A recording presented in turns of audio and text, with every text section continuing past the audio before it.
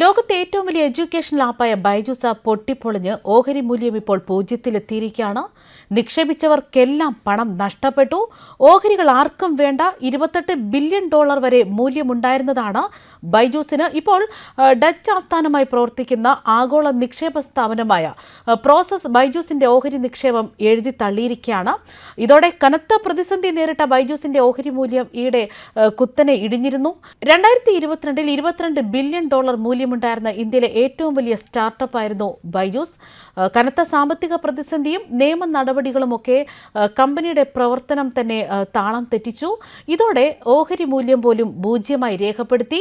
ബൈജൂസിലെ നിക്ഷേപത്തിലൂടെ 4100 കോടി രൂപയുടെ നഷ്ടമുണ്ടായതായി പ്രോസസിന്റെ വാർഷിക റിപ്പോർട്ടിൽ തന്നെ പറയുന്നു. അവകാശ ഇഷ്യൂവിന് മുമ്പ് 9.6% ഓഹരികളാണ് കമ്പനിക്കുണ്ടായിരുന്നത്. 22 ബില്യൺ മൂല്യത്തിന്റെ 99% കുറച്ച ശേഷമാണ് ബൈജൂസ് $200 മില്യൺ അവകാശ ഇഷ്യൂ പ്രഖ്യാപിച്ചത്. നിയമന നടപടികൾ പൂർത്തിയാക്കാതെ അവകാശ ഇഷ്യൂവിൽ നിന്നുള്ള പണം ഉപയോഗിക്കരുതെന്നാണ് നാഷണൽ കമ്പനി ലോ ട്രിബ്യൂണൽ ഉത്തരവിട്ടിരിക്കുന്നത്. ബൈജൂസിന്റെ ഡയറക്ടർ ബോർഡിൽ നിന്ന് 2023 ജൂലൈയിൽ പ്രോസസിന്റെ പ്രതിനിധിയായ റസൽ ഡൈസ്ട്രോക്ക് രാജിവെച്ചിരുന്നു.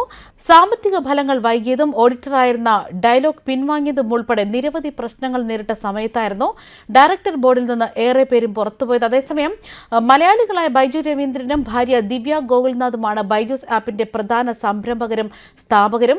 വൻ ലാഭത്തിലും കൃത്യമായ വരുമാനവും ഒക്കെ ഉണ്ടായിരുന്ന ബൈജൂസ് ആപ്പിൽ കടം വാങ്ങിയ പണമെല്ലാം ബൈജു രവീന്ദ്രനും ഭാര്യയും എന്ത് ചെയ്തു എന്നതാണ് ഇപ്പോഴും തുടരുന്ന ദുരൂഹത. ബൈജൂസ് ഇന്റർനെറ്റ് ആപ്പ് ആയതിനാൽ തന്നെ അതിന് മറ്റ് ബിസിനസിനെ പോലെ ചിലവുകളില്ല. ക്ലാസുകൾ ഓൺലൈനിലായതിനാൽ കെട്ടിടം, ഓഫീസ് ചിലവുകൾ പോലും നിസ്സാരമായിരുന്നു. കൃത്യമായി മാസം മില്യൺ കണക്കിന് വരുമാനം ഫീസ് ഇനത്തിൽ കുട്ടികളിൽ നിന്ന് ലഭിക്കുന്നായിരുന്നു.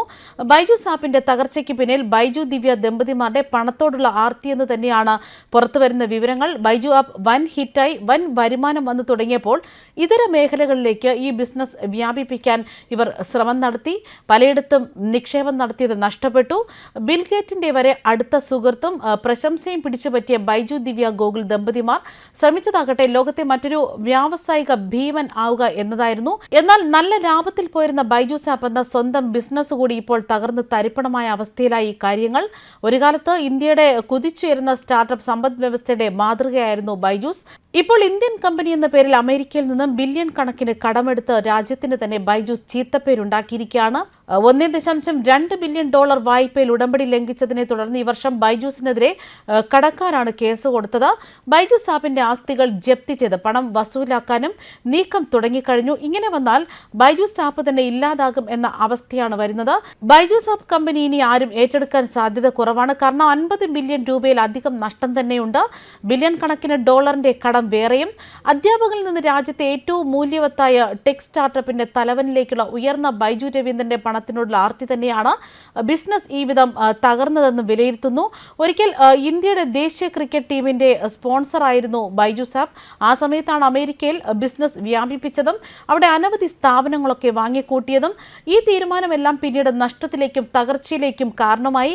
ഇക്കഴിഞ്ഞ ഏപ്രിലിൽ ബാംഗ്ലൂരിൽ ബൈജൂസ് ആപ്പിൽ നടത്തിയ റെയ്ഡിൽ നികുതി റിട്ടേൺ പോലും സമർപ്പിക്കാത്ത വീഴ്ചകൾ കണ്ടെത്തിയിരുന്നു. റെയ്ഡിൽ ആയിരക്കണക്കിന് കോടികളുടെ തിരിമറികളും കണ്ടെത്തി. അന്ന് ഉദ്യോഗസ്ഥർ ബാംഗ്ലൂർ ഓഫീസുകളിൽ റെയ്ഡ് നടത്തി ബൈജു രവീന്ദ്രന്റെ ലാപ്ടോപ്പുകൾ പിടിച്ചെടുക്കുകയും ലോകത്തിലെ ഏറ്റവും മൂല്യവത്തായ വിദ്യാഭ്യാസ സാങ്കേതിക സ്റ്റാർട്ടപ്പിനെ വിദേശ നാണയ ലംഘനങ്ങൾ നടത്തിയതിനാണ് കേസെടുക്കുകയും ചെയ്തിരുന്നത്. ന്യൂസ് ഡെസ്ക് കർമ്മ ന്യൂസ്.